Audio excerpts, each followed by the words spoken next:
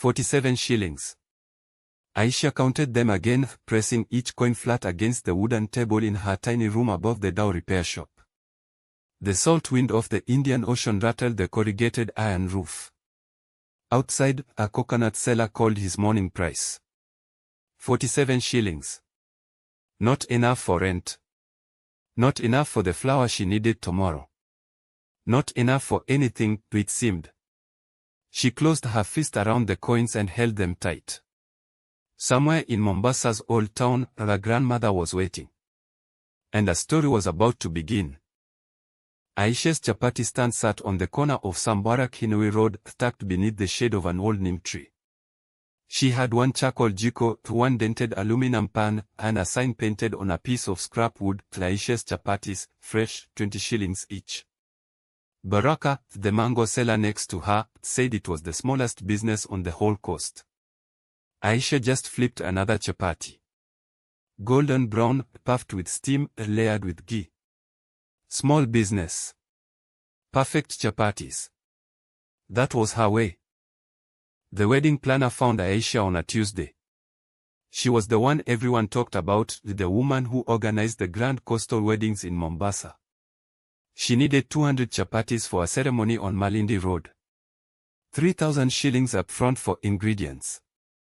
She wanted an answer by Friday. 3,000 shillings.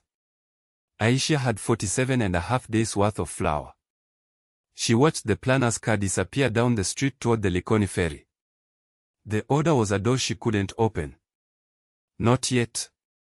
Chuchu's house smelled always of tamarind and old wood. The Lamu-style carved door stood open to the breeze, and coconut palms swayed beyond the courtyard wall. Aisha sat on the low stool where she had sat since childhood, watching her grandmother's hands work though with the same patient rhythm they always had. Chuchu, I'm too slow. Everyone grows faster than me. The old woman didn't stop kneading. She smiled, the kind of smile that held 1,000 Mombasa sunsets. Haba na haba, hujaza kibaba, she said softly. Little by little fills the measure. Aisha went back to the wedding planner with a counteroffer. Not 200 chapatis. 50. She would make 50 of the best chapatis the coast had ever tasted, delivered fresh on the morning of the wedding. If they liked them, she would earn the chance for a bigger order next time. The planner studied her for a long moment, then nodded. 50 it was. Aisha walked home through the narrow streets of Old Town, the Indian Ocean breeze at her back. Not the odor she wanted, but the odor she could honestly feel. Monesha sat across from Aisha at the kitchen table, her bui draped over one shoulder, worry carved into every line of her face. Why not get a loan? Everyone else does. Juma's son just took 300,000 from the bank. You're making chapatis one at a time like it's 1960. Aisha stirred her tea slowly. Because loans build chains, mama. I'm building a business. Monesha shook her head and said nothing more. The silence between them tasted like the tamarind juice Aisha had stopped making because she couldn't afford the fruit. Juma's restaurant opened on a Saturday with tassels and ribbons and a brass band from the neighborhood. Malindi Dine, he called it, painted in gold across a brand new storefront. He had bank loans, imported tiles, the proper kitchen with gas burners and stainless steel counters. 24 tables with matching chairs. A menu longer than the ferry queue at Likoni. People came from all over Mombasa to see it.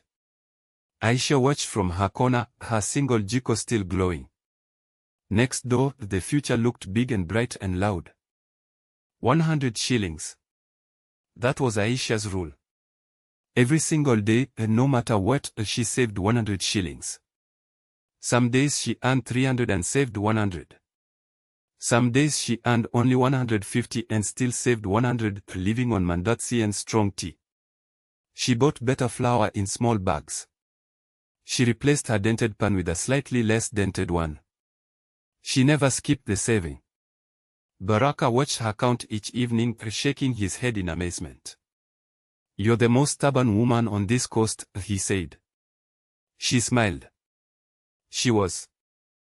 Within 3 months, Juma's cracks began to show. The imported chefs demanded high salaries. The loan payments came like the tide, relentless, twice a month. Customers came for the novelty, then drifted back to their usual spots. Juma stood at the door of Malindi Dine, watching Aisha's corner and her modest line of regulars. He lowered his prices. He added biryani to compete but rushed it, and the taste showed. A neighbor told Aisha that Juma hadn't paid his staff in 2 weeks. The bright sign still glowed. But everything behind it was trembling. A supplier offered Aisha flour at half the price. Half. It would double her profit overnight. She held the sample in her hands, turned it over, and felt the coarse grain between her fingers. Her chapatis were good because the flour was good. This flour would make them ordinary. Just another chapati on just another corner. She thought of Juma's biryani, rushed, then you could taste the rush. She handed the sample back. No, thank you, she said. The supplier shrugged and walked toward Malindi Dine. Aisha watched him go, then shaped her dough with the good flour, slow and steady. The bailiffs came on a Monday morning. The gold sign came down. The brass band was silent. Juma stood on the pavement with his hands in his pockets as strangers carried away his stainless steel counters and matching chairs and everything the bank loan had built.